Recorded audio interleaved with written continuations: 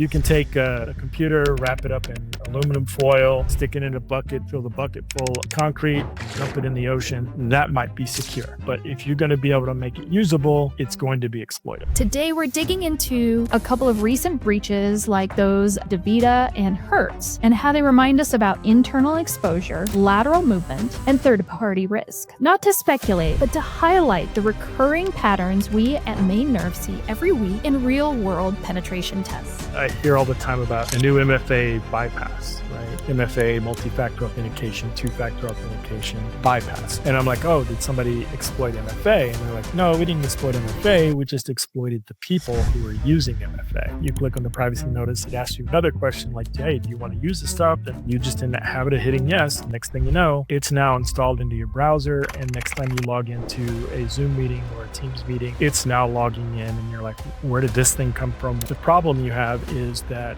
we tend to trust this organization is a legitimate organization. We're paying for this service. They must be doing their part to protect the data that is being entrusted. So we don't vet them as fully. We don't call them up, say, hey, show me what your compliance looks like. What are you doing to protect the data? Everything is done as it's a container that spins up. Everything's done in RAM. They don't store, save any data. And they broke it down for me exactly how their particular AI tool works. They answered the questions that I had about security concerns with regard to what's being saved. Doesn't typically happen is an organization typically doesn't do that. They're like, oh, this is a cool feature. You are paying anything in public with the debit card. You're wrong. Don't do it.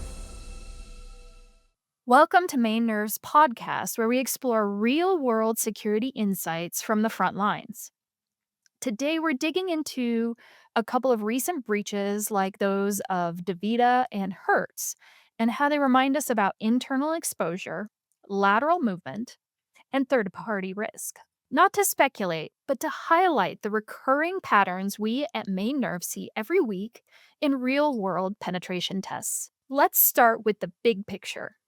Looking at incidents like DaVita and Hertz, what do they remind us about how easily attackers can move once they're already inside a network? And it's not just isolated to healthcare or retail, right? What patterns do we see across industries that show this is a broader issue? So, John, for both these breaches, what could a C-suite really look at this and get out of this? Well, the DaVita vulnerability that was exploited there isn't yet known, but when you look at the common tactics from that particular organization, the big play for a company like DaVita is to make sure that they're performing the security updates that they need to be performing. They need to be performing security vulnerability assessments to make sure that everything is where it needs to be. They need to make sure that the organization is following the procedures that are set forth in their policies, making sure that there's no reuse of passwords inside, making sure that what exposure they do have to the public is assessed on a regular basis and patched as quickly as possible. Another factor, because social engineering is a big part of that particular organization's modus operandi.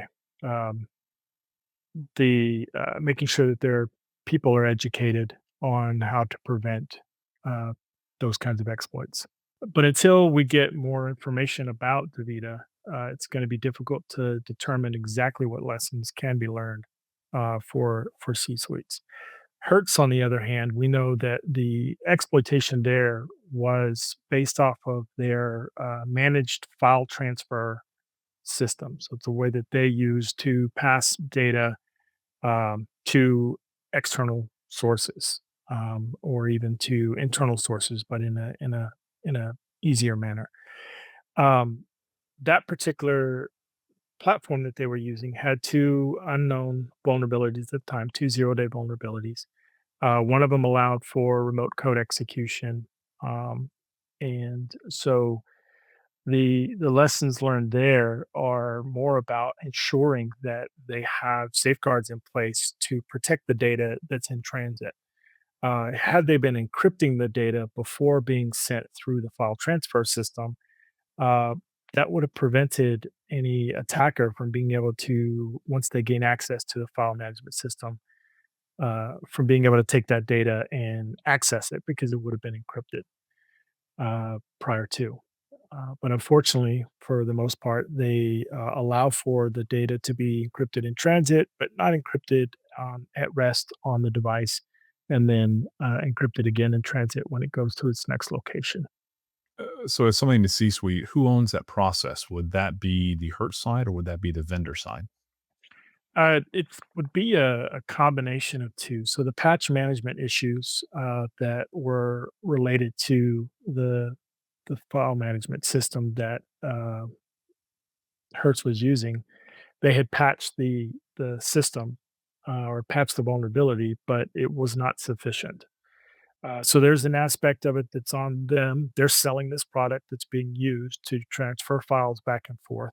So there is an expectation that they should be securing it and keeping it in a secure phase. The other half is on Hertz. Hertz needs to make sure that the software that they are using and transmitting customer sensitive data is secure in a manner that they expect it to be. Uh, Ultimately, you're responsible for what happens to the data that you've been entrusted with. So it's a combination of the two, but ultimately, Hertz is responsible for the data that they are transmitting. So at least in this particular case. When you're brought in to perform an internal assessment, what are some of the biggest risks you see that are basically hiding in plain sight? Well, the biggest one is patch management. You have the there are situations where a patch comes out to be applied for fixing a vulnerability, but the organization doesn't have the means to test whether or not that particular vulnerability or that particular patch is going to break something, or it breaks something that is a what was originally a feature that they were using, um, or they just don't have the time or the manpower to get those patches out in a timely manner. Another one is password reuse or overprivileged accounts, where every user in the network has a local administrative capability because they didn't want to have to keep asking somebody else to come over and install software from the IT department. So they grant them that ability to do that. And so what happens is if I compromise somebody's system and I'm a general user, I can now install whatever I want to on that particular system, which allows me to install the software needed to pull pull passwords from memory or to grab tokens that I need in order to laterally move to another system, uh, or other things like that. Because now I have that capability. The last one that I would say is the idea that they have isolated the servers in such a way to keep them from being accessible to the general user, but the mechanisms that they're using to isolate those servers so that they're only accessible from specific systems is it's only route based or something like that. So the broadcast segments, I can change a route on, or I can set a route because I have administrative rights, and that would allow me to directly gain access to those systems. So to me, you kind of briefly hit a little bit on the on segmenting your networks. So one of the things that comes up a lot is how do we segment a network? And then how do we prove that once we do the internal side of the house that it's actually segmented? How do we do that? So with segmentation, the concept behind it is to ensure that one network does not have the ability to communicate with another network that contains sensitive information. This is common in PCI, where the cardholder data environment, the CDE, has to be segregated from the rest of the environment.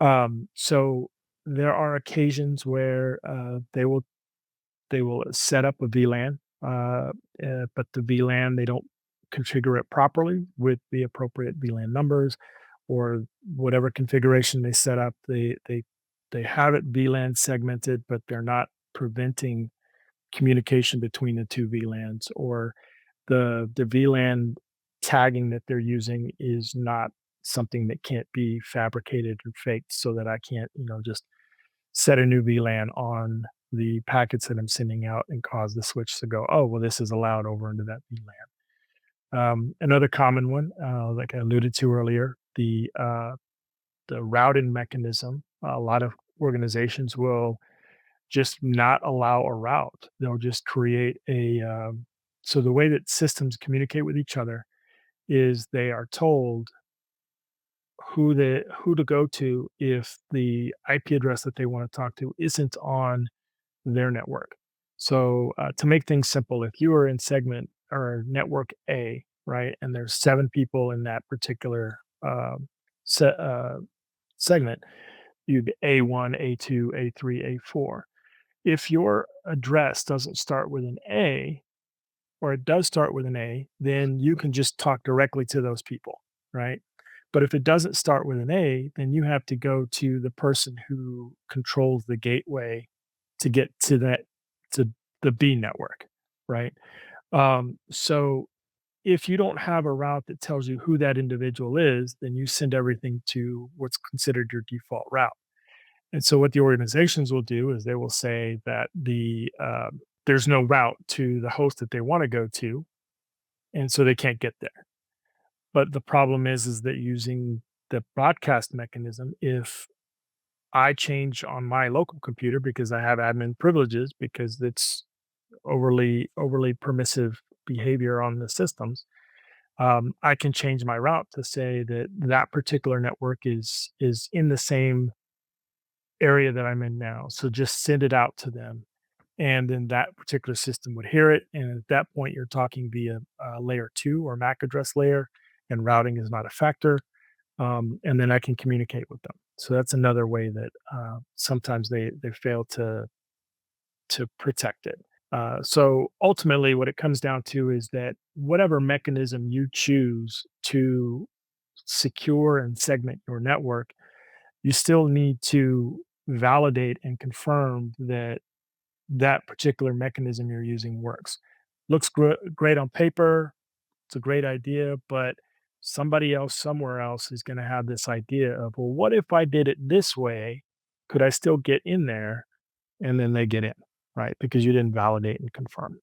So, John, can you give me a real world example of what that was? Because even on the sales side of things, when we're talking with clients, I'm probably not going to bring up a MAC address or anything like that. So, what's a good example?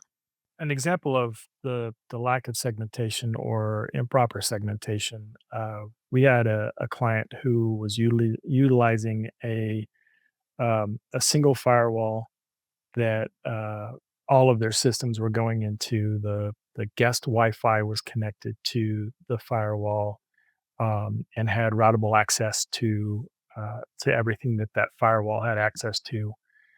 And the CDE was in this particular case just a POS or point of sale system directly there at the front computer, and the front computer was connected to the firewall, and so was their database server for where their medical records were being kept. They thought that a firewall rule that just allowed that particular POS device access out was sufficient, but anyone connecting to the wireless access point as a guest had the ability and had basically had the run of the entire internal network as long as they were able to guess what the IP range was for that internal network. And since, most of the time it's going to be like a 192.168.1 dot something or 192.168.100 dot something or a 10.0.0 dot something, it wouldn't take that long. In fact, it didn't take us very long to determine what that internal IP address was. And so once they had that, it was just a straight through shot. So that would be a real world example of not validating your segmentation properly. And that type of situation tends to be in the smaller businesses, right? Where they're doing the best they can with the knowledge that they have, but probably could use a little more guidance. Yes, in that particular case, they were a small medical facility, very small group of individuals. didn't have the money to have an on staff IT person, so they hired a third party individual to set it up and put it together. And there wasn't anything wrong with the way that it was set up as far as networking is concerned. It was the security aspect that was the concern. And unfortunately, back in the day when this particular client had set their stuff up, security wasn't in the forefront of any MSP or individual MSP's mind. So that setup was, hey, it works, and we can go with it from there.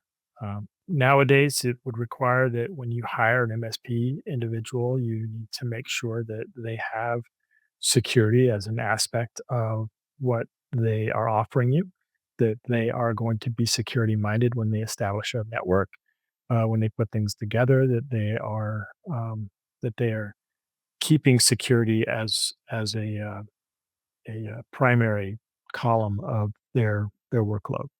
So, another thing that I was wondering about was you were talking about the fact that some users could have additional privileges that they probably shouldn't have.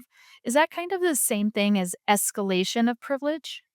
In the most generic sense of the term, yes. Escalation of privileges is just saying that I am able to take the level of privileges I have now and elevate them to something that's more permissive. In the sense of penetration testing, when we think of escalating privileges, we're thinking of leaving the privileges of the individual that we have behind and gaining new privileges that give us more, typically through exploitation or through a person in the middle or eavesdropping type attack. So an example of that would be that I have power user privileges in a Windows sense. So Windows had they had a level of privilege where you were the local user, you couldn't do anything but what was already on the system. Power users had the ability to install software, but they couldn't manipulate configurations and services and things like that. And then you had your admin who could do whatever they wanted to on the system. So what a power user could do is install some software that had a known vulnerability in it, that would run as that at a system level or a privilege level, and then exploit that vulnerability to gain that system level access.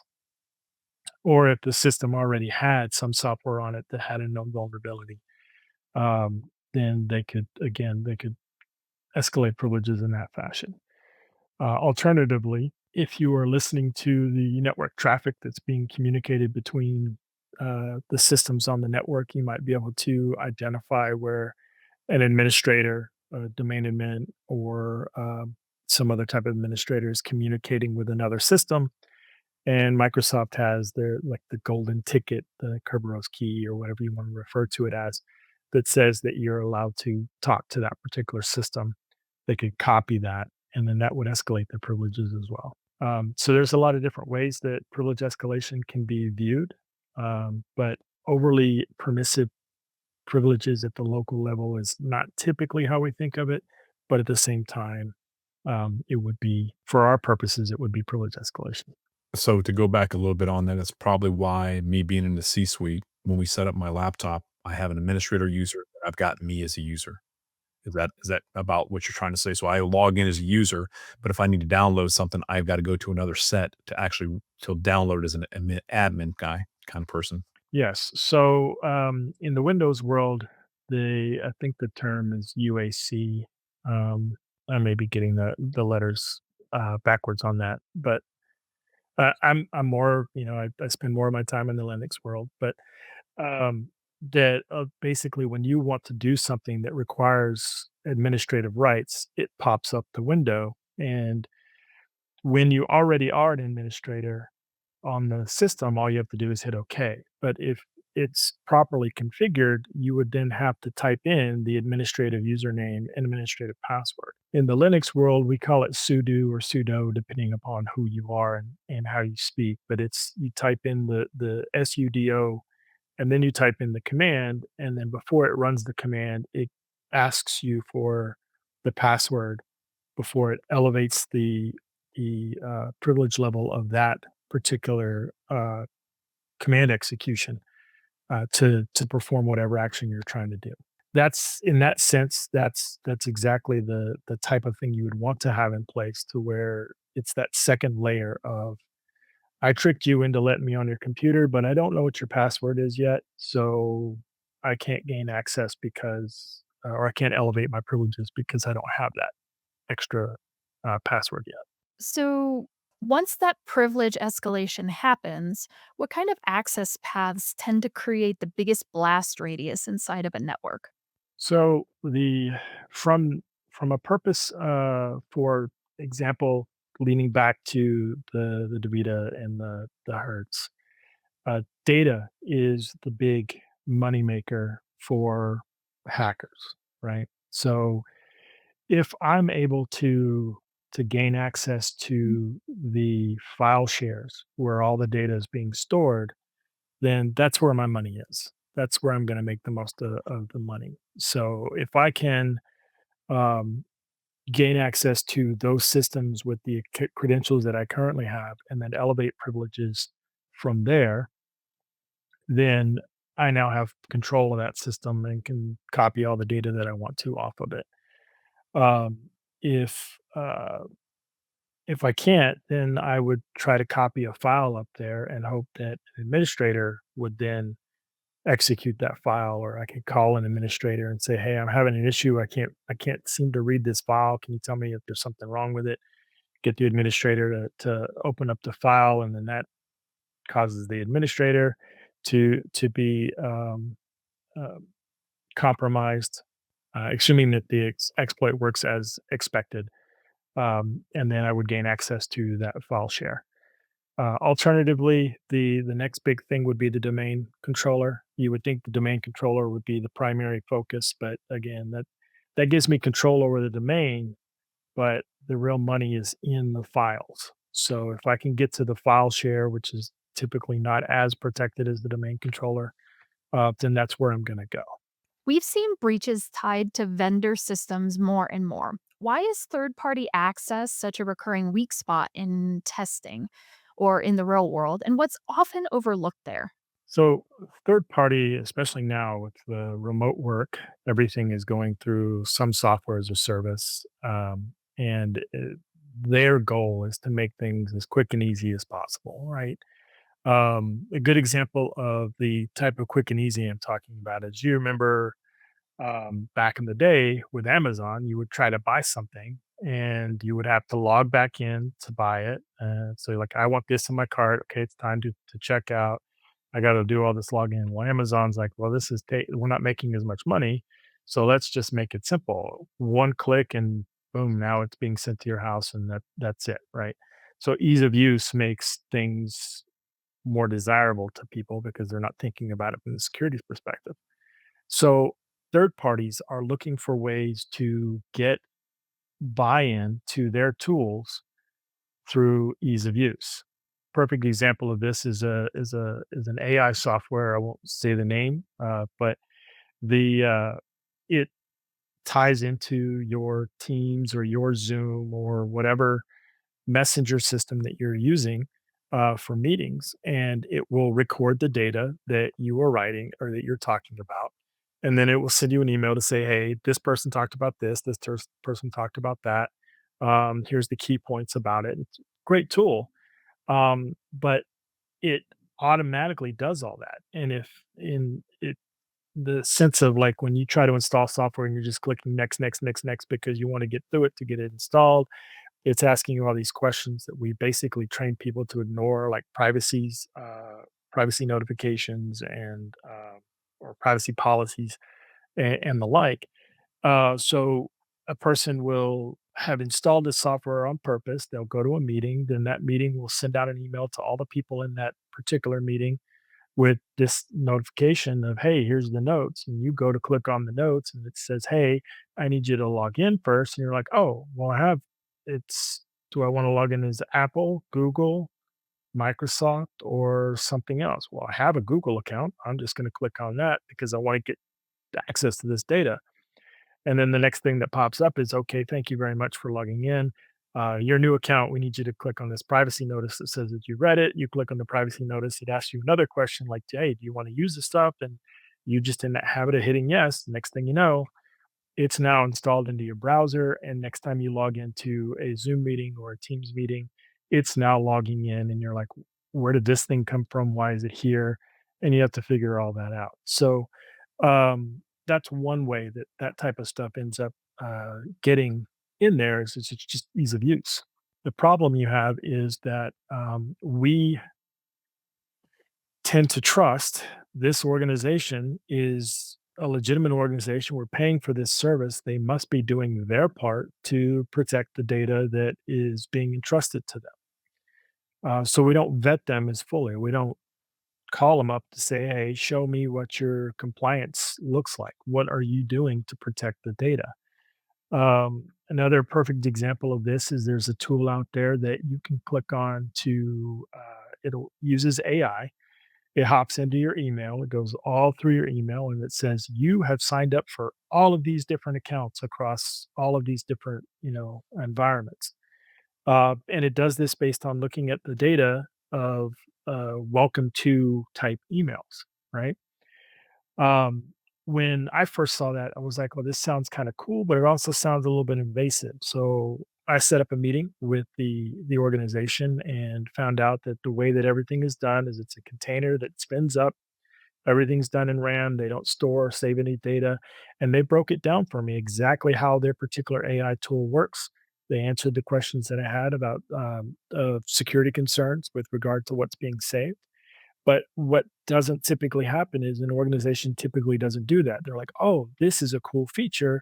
I can now go in and find out all these accounts that I have that, I signed up for this account, but that software didn't work out for me, and then but it's still sitting out there, right?"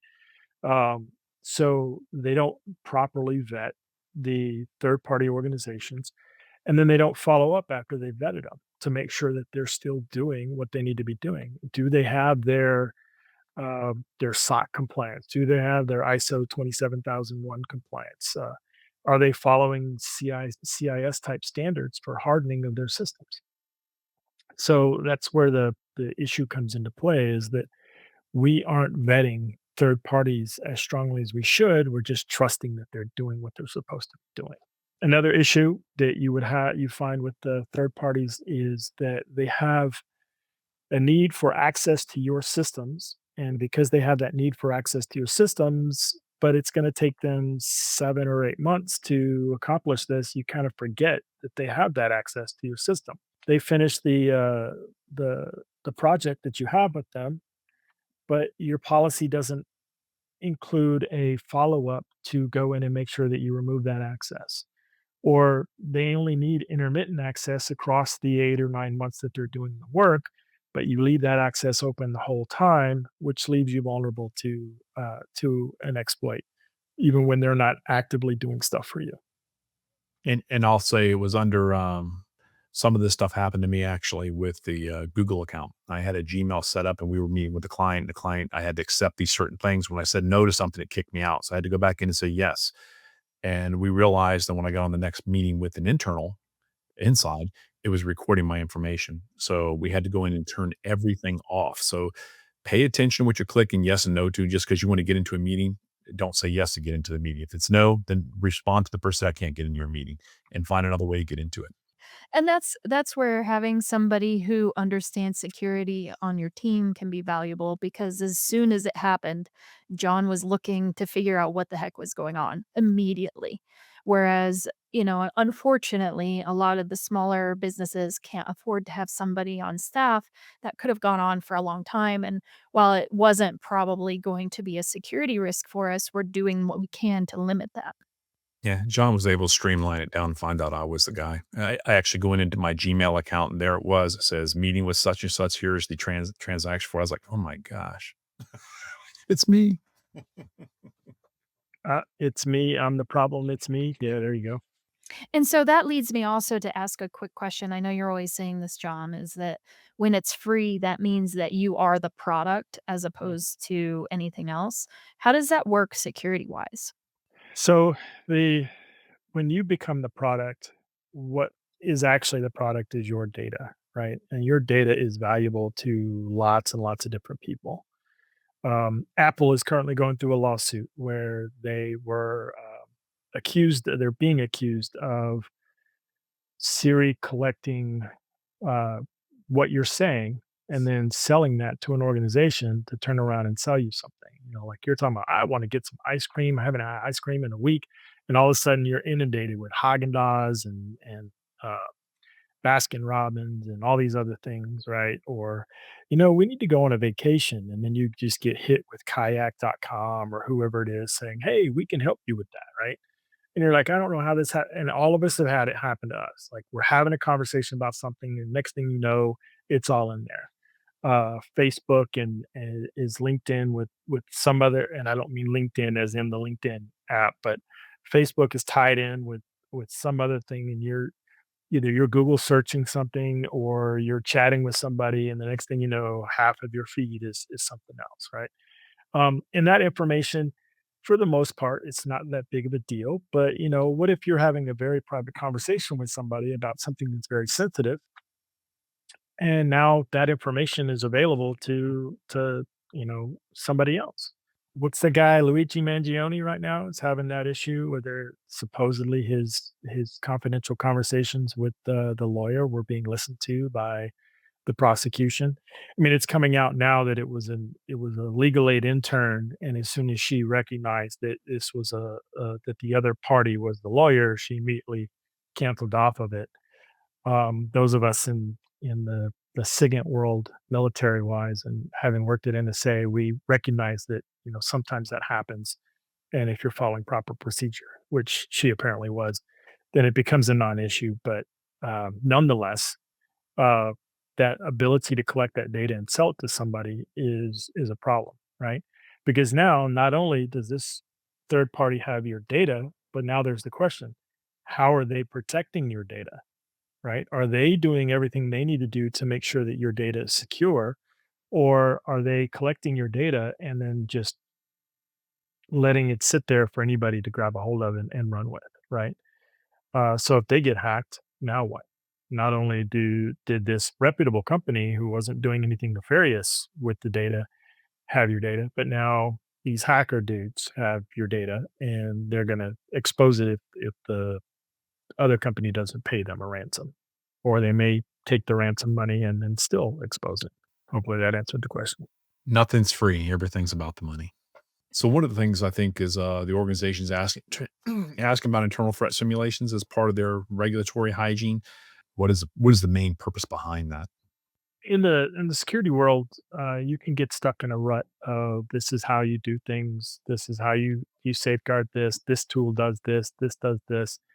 But when you start to emulate the the hackers and the what we would refer to as an advanced persistent threat or an APT, you get a sense of how the mindset of the hacker is. And when you have that mindset and you're emulating that, you can then on the inside stop looking for plugging holes, and then you can start instead looking at identifying as soon as one has been a breach has occurred.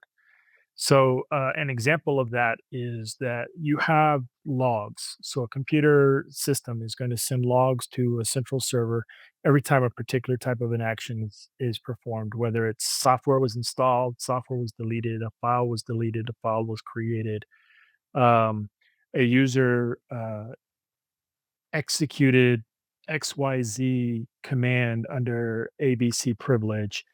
um, that kind of thing gets stored in the logs, and you can then evaluate the logs.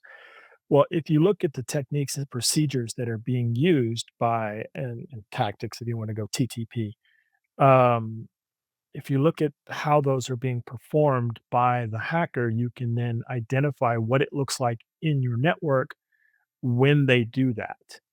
And that way, as soon as it happens, you can get a flag that says you've been breached, because you're gonna get breached. There's no way around it. Like you can take a computer, wrap it up in aluminum foil, stick it in a bucket, fill the bucket full of uh, concrete, and dump it in the ocean. That might be secure. but if you're going to be able to make it usable, it's going to be exploitable. So it's one of those things where the exploit's going to happen. There's no way around it. The question is, how long are they going to have access to your system once the exploit happens? And the way that we can help mitigate or reduce the amount of time a hacker has is by emulating their behavior so that you can see them when they come in. So I guess would that be more like in the industry of cybersecurity? Would that be called red teaming? That is exactly what red teaming is. Yes, you are performing your task as the aggressor, and then the blue team's job is to identify what those indicators of a compromise are and establish the rules that allow them to identify that quickly. For security leaders listening, what's your advice for those who feel confident in their internal defenses but haven't validated those assumptions through testing?